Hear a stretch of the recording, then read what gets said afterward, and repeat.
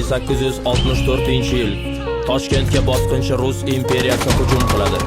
O'sha paytlarda Toshkentning 12 ta darvozasi bo'lib, barcha darvozalar qattiq qo'riqlanar edi. Toshkent himoyasi uchun Qo'qon xonligidan amir lashkarboshi Mulla Alimqul boshchilik qilib dastlab dushmanga juda yaxshi qarshilik qiladi va ruslar mag'lubiyatga uchrab Chimkentga chekinadi.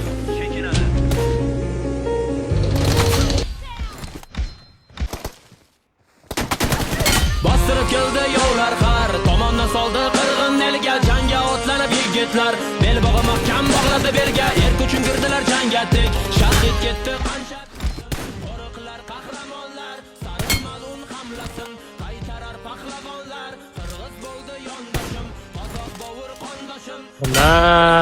Qada o'ynayapsiz, urgan o'ynaysiz.